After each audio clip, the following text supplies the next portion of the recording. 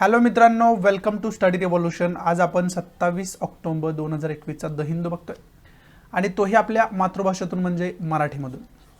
पहिल्यांदा आपल्या लेक्चरचं स्वरूप सांगतो, पहिल्यांदा आपण न्यूज डिस्कस करतो आणि त्यानंतर जे काही महत्त्वाचे एडिटोरियल्स असतात ते आपण डिटेलमध्ये डिस्कस करण्याचा प्रयत्न करत असतो। चला तर मग स्टार्ट करूया। 27 ऑक्टोबर 2021चा द हिंदू आपल्याला काय सांगतोय बघू। पहिल्या न्यूजपासून डिस्कस करण्यास सुरुवात करू। So let start. आपली जी पहिली न्यूज आहे ती पेगासस स्पायवेअरशी रिलेटेड न्यूज असलेली आपल्याला पाहावयास मिळते आणि याच्यामध्ये आता सुप्रीम कोर्टाने इंटरव्हेन्शन केलं होतं। पेगासस स्पायवेअर काय आहे त्याच्याविषयी डिटेल इन्फॉर्मेशन देणारं लेक्चर ऑलरेडी मी बनवून ठेवले, त्याची डिस्क्रिप्शन बॉक्समध्ये लिंक पण मी दिले।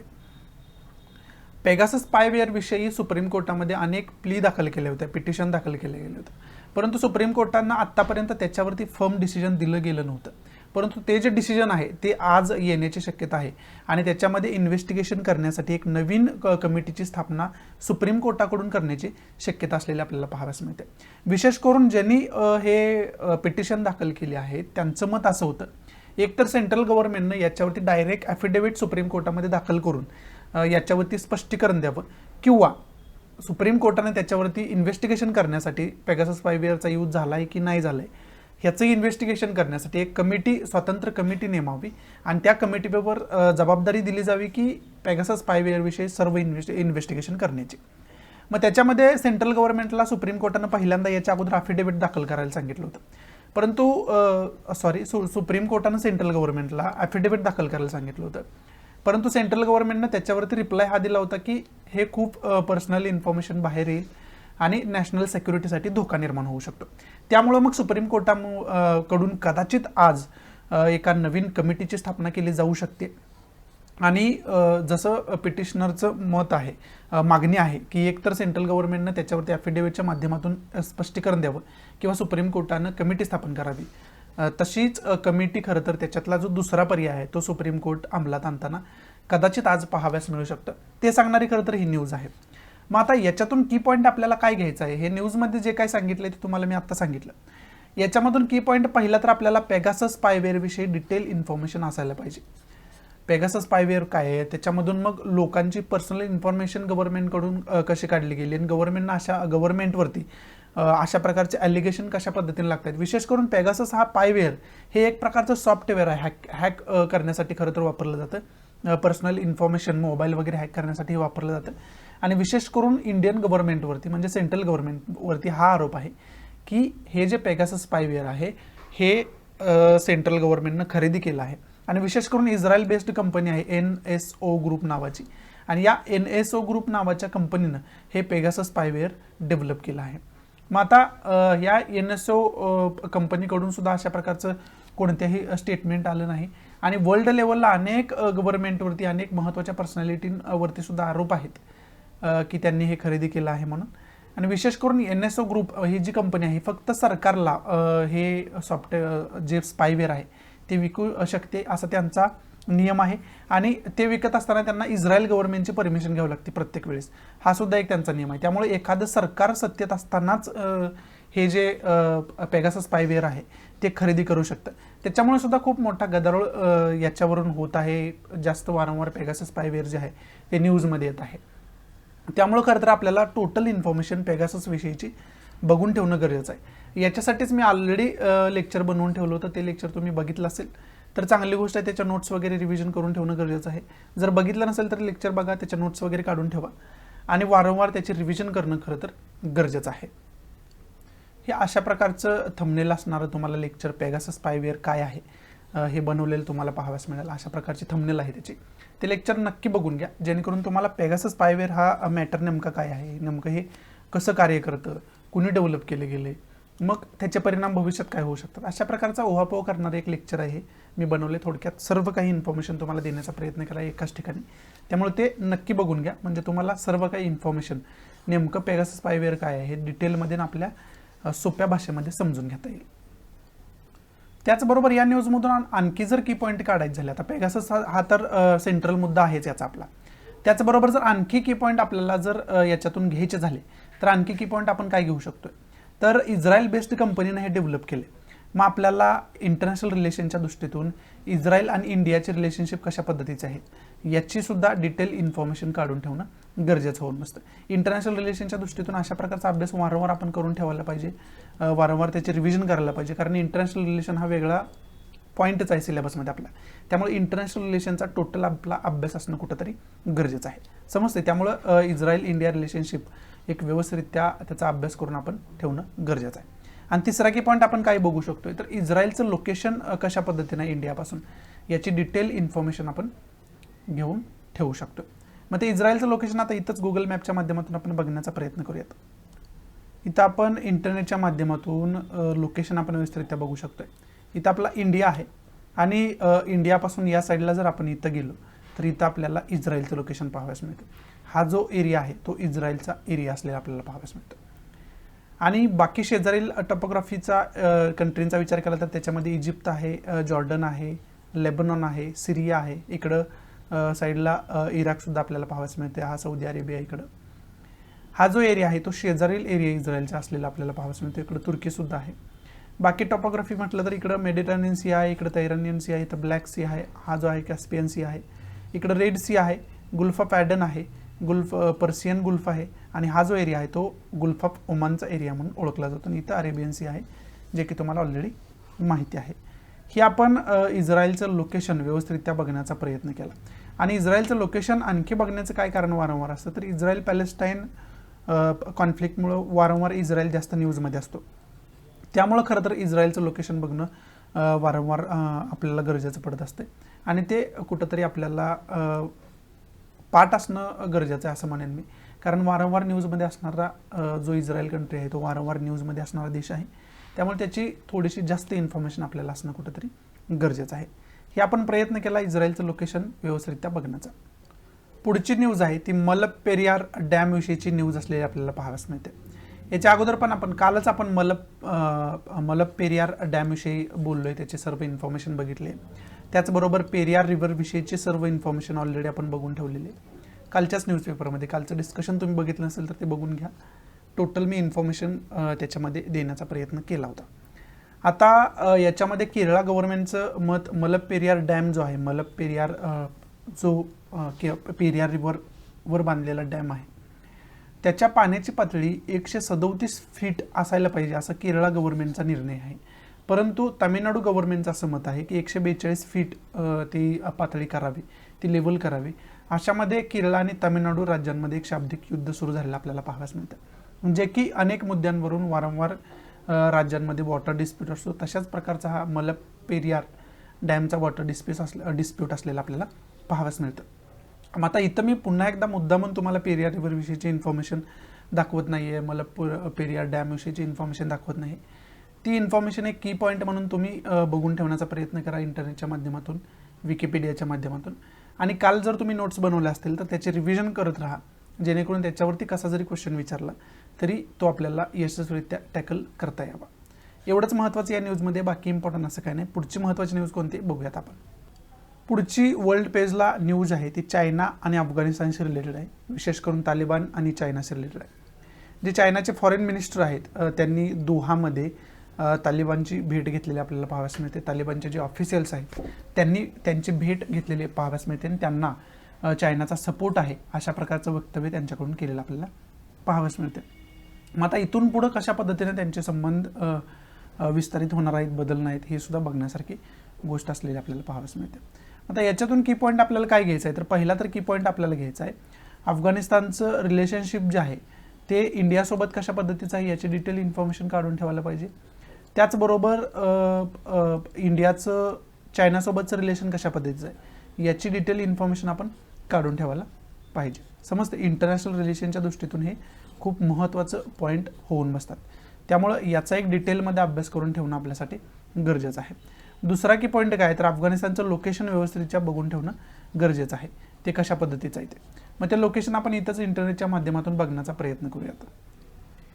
या मॅपच्या माध्यमातून आपण अफगाणिस्तानचं लोकेशन बघू शकतोय.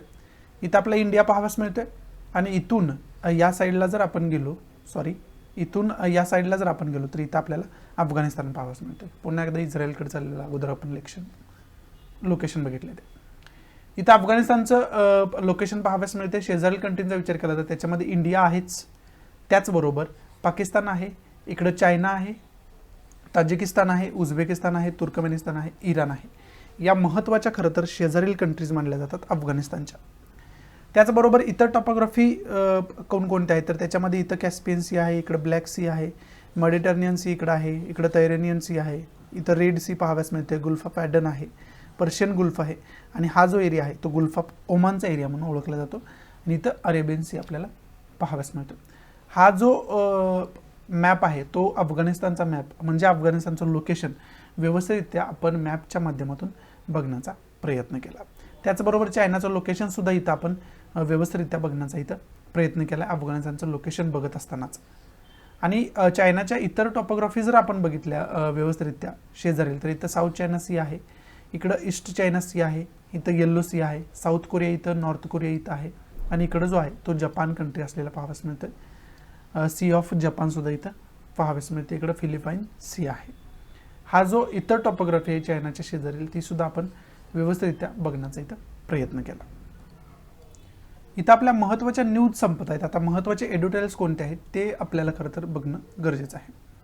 हे जे एडिटोरियल मला वाटतं याचं थोडंसं महत्त्वाचं आहे. याच्यामध्ये फॅक्च्युअली इन्फॉर्मेशन अशी काय नाही, याचं जेवढी काही इन्फॉर्मेशन आहे COP26 असेल, सर्व काय आहे, IPCC रिपोर्टसुद्धा आपण बघितलं. एवढं डिटेलमध्ये आपण परवा दिवशीच्या लेक्चरमध्ये बघितलेलं ऑलरेडी सगळं काय. ते तुम्ही लेक्चर बघितलं असेल, ते पुन्हा पुन्हा डिस्कस करण्याची गरज नाही. न्यूजसुद्धा मी मोजक्याच आज घेतलेत, कारण बाकी जे आहे ते रिपिटेशन आहे, ते रिपिटेशन पुन्हा पुन्हा करण्यात कारण आहे, वेस्टेज ऑफ टाईम आहे. त्यामुळं आणि जर 2 दिवसापेक्षा जास्त रिपिटेशन होत असेल तर त्यानंतर आपण घेतच असतो इथे. त्यामुळे ते रोज रोज रिपीट करण्याची काही गरज नाही आहे. या न्यूजमध्ये सुद्धा खरं तर COP26ची जी मीटिंग 31 ऑक्टोबरपासून सुरू होणार आहे त्याच्यामध्ये 2050 पर्यंत कार्बन एमिशन आपलं नेट झिरो असायला पाहिजे याच्यावरती चर्चा होणार आहे.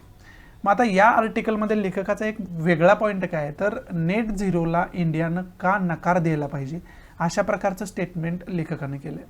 मग त्याच्यासाठी बेस पॉईंट महत्त्वाचा सगळ्यात त्यांनी काय दिलं आहे तर आपण डेव्हलपिंग कंट्रीज आहोत.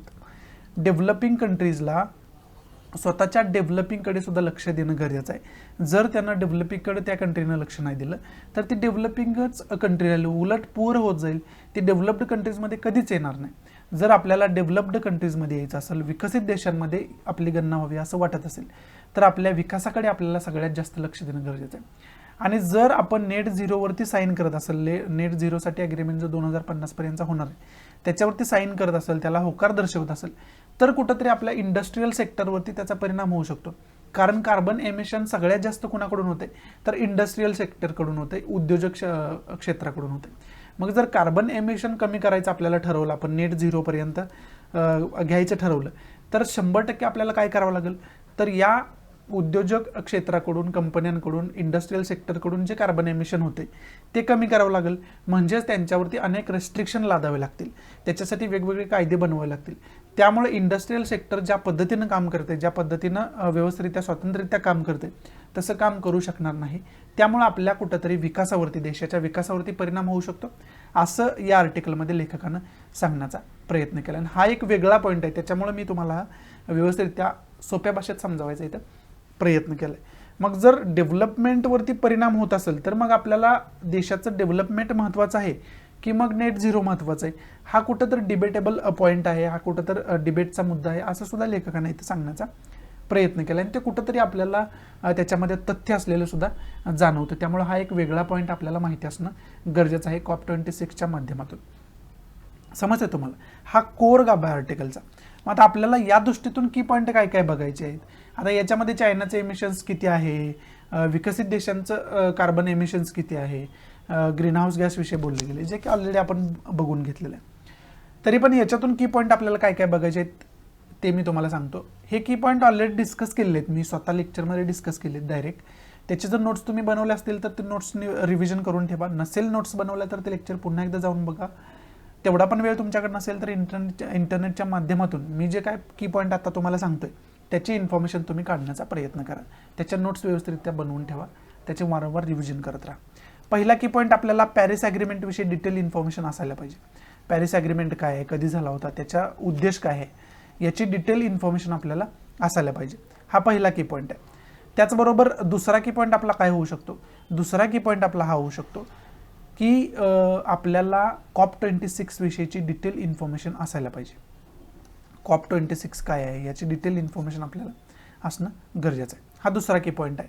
तिसरा की पॉईंट आपला काय होऊ शकतो, तर आपल्याला intergovernmental panel on climate चेंजचा जो असेसमेंट रिपोर्ट 6वा होता, 6th असेसमेंट रिपोर्ट जो होता त्याला IR6 म्हटलं जातं, intergovernmental panel on climate चेंजचा. त्या 6व्या रिपोर्टमध्ये काय सांगितलं होतं, कशा पद्धतीनं आपण एन्व्हायरमेंटला सिक्युअर करायला पाहिजे, कशा पद्धतीनं ग्लोबल वॉर्मिंग आपल्याला कमी करायला पाहिजे आणि किती प्रमाणात आपल्याला कार्बन एमिशन कमी करायचं आहे आणि त्याचा डेडलाईन काय काय दिलं त्या रिपोर्टमध्ये, त्याचं डिस्कशन ऑलरेडी मी करून ठेवलेलं आहे. तो रिपोर्ट तुम्ही व्यवस्थितरित्या बघून ठेवणं गरजेचं आहे. त्याचे की पॉईंट तुम्हाला तोंडपाठ असायला पाहिजे, जेणेकरून आन्सर रायटिंगमध्ये, एसे रायटिंगमध्ये त्याचा तुम्ही चांगल्या पद्धतीनं उपयोग करू शकाल. हा तिसरा की पॉईंट आपला.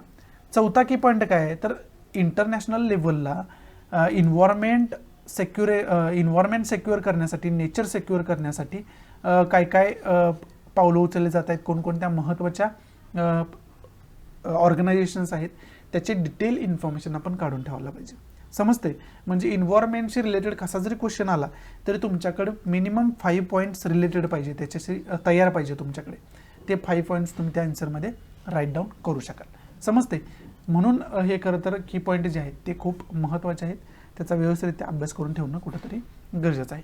एवढंच इम्पॉर्टंट हे आर्टिकल आहे, बाकी इम्पॉर्टंट याच्यामध्ये असं काही नाही आहे. हे पुढचं जे आर्टिकल आहे ते पॉलिटिकल आर्टिकल आहे, विशेष करून केरळ तामिळनाडू विषयी भाष्य करणारे हे आर्टिकल आहे. त्याच्यामुळे याच्यामध्ये विशेष काय बघण्यासारखं नाही. जे मलपेरियार डॅमविषयी जे आहे त्याची इन्फॉर्मेशन ऑलरेडी तुम्हाला मी बघायला सांगितलेलं आहे. बाकी याच्यामध्ये अभ्यास करण्यासारखं किंवा फॅक्च्युअल इन्फॉर्मेशन घेण्यासारखं असं काही नाही, त्यामुळे हे डिस्कस करण्यात काय अर्थ नाही आहे. पुढचं जे छोटंसं आर्टिकल इथं पाहतोय ना आपण, ते विशेष करून आयुष्मान भारत जी योजना, हेल्थ इन्फ्रास्ट्रक्चर आहे मिशन,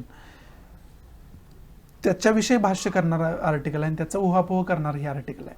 याच्यामध्ये त्याचे निगेटिव्ह काय पॉईंट आहेत, पॉझिटिव्ह, त्याच्यामध्ये यश काय मिळालं, कोविडमध्ये त्याचा कसा फायदा झाला, हे डिस्कस केलं आहे. परंतु याच्यामधून की पॉईंट एकच निघू शकतोय, Ayushman Bharat health infrastructure mission जे आहे किंवा आयुष्मान भारत योजना जी आहे त्याच्याविषयी डिटेल इन्फॉर्मेशन आपण काढून ठेवायला पाहिजे, जे की मी ऑलरेडी तुम्हाला अगोदर पण सांगून ठेवलेलं आहे. समजते, तेवढीच इन्फॉर्मेशन काढून ठेवा, बाकी याच्यामध्ये उहापोह करण्यासारखं असं काही नाही आहे. याच्यापेक्षा वेगळं आर्टिकल असं काही इम्पॉर्टंट नाही आहे. बाकीचं हे थोडंसं आर्टिकल इम्पॉर्टंट वाटतंय मला, कारण याच्यामध्ये गौतम बुद्धांचं जे काय आयडिओलॉजी आहे आणि त्याच्याबरोबर डॉक्टर बाबासाहेब आंबेडकरांचा संबंध कशा पद्धतीने आहे आणि त्यांचा इम्पॅक्ट कशा पद्धतीचा आहे हे याच्यामध्ये डिस्कस करण्याचा प्रयत्न केला आहे. मग याच्यातून काय बघायचं आपल्याला, तर बौद्धिक पिरियड जो आहे, बुद्धांचा बुद्धिस्ट पिरियड जो आहे त्याची डिटेल इन्फॉर्मेशन एन्सेंट हिस्ट्रीच्या माध्यमातून आपण करून ठेवायला पाहिजे. त्याचा एक अभ्यास व्यवस्थितरित्या करून ठेवायला पाहिजे, जो की आपला सिलेबसचा पण भाग आहे. त्यामुळे ज्यावेळेस तुम्ही सिलेबस कव्हर करताय त्यावेळेस तुमचा तो अभ्यास होणारच आहे, तुम्हाला इव्हन करावंच लागणार आहे. हा पहिला की पॉईंट आहे. दुसरा की पॉईंट काय, तर डॉक्टर बाबासाहेब आंबेडकरांविषयी जरा विशेष इन्फॉर्मेशन काढून ठेवा.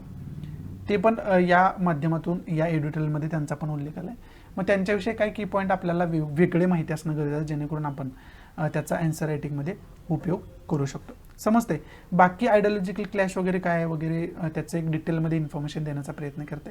तेवढं डीपमध्ये आपल्याला काय बघायची गरज नाही आहे. एवढंच इम्पॉर्टंट आहे आर्टिकलमध्ये. बाकी आजच्या न्यूजपेपरमधले ज्या काय महत्त्वाच्या न्यूज होत्या आणि जे काय महत्त्वाचे आर्टिकल्स होते ते आपण व्यवस्थितरित्या इथं डिस्कस करण्याचा प्रयत्न केला. म्हणून या नोटवरती मी आजचा द हिंदू इथं समाप्त करतोय. आशा आहे की मी तुम्हाला चांगल्या पद्धतीनं आजचा द हिंदू आपल्या मातृभाषेतून म्हणजे मराठीमधून समजावून सांगू शकलो असेल. जर आवडत असेल तर प्लीज लाईक करा, नसेल तर डिसलाईक करा. डिसलाईक का केलं हे कमेंट बॉक्समध्ये नक्की सांगा, जेणेकरून तुमच्या इन्स्ट्रक्शननुसार त्याच्यामध्ये मी इम्प्रोव्हायझेशन करू शकेन. आणि प्लीज जास्तीत जास्त आपल्या मराठी विद्यार्थ्यांना हे शेअर करा, जेणेकरून सर्व मराठी विद्यार्थ्यांचा फायदा होऊ शकेल. टेलिग्राम चॅनल पण आपला आहे, टेलिग्राम ग्रुप आहे, तो पण जॉईन करा, जेणेकरून व्हिडिओच्या इतर अपडेट्स ज्या आहेत त्या तुम्हाला वेळोवेळी मिळत राहतील. सो या नोटवरती मी तुमच्या आजच्यापुरती रजा घेतो. भेटूया आपण उद्याच्या द हिंदूच्या लेक्चरमध्ये. तोपर्यंत thanks for watching. Goodbye, take care, जय हिंद.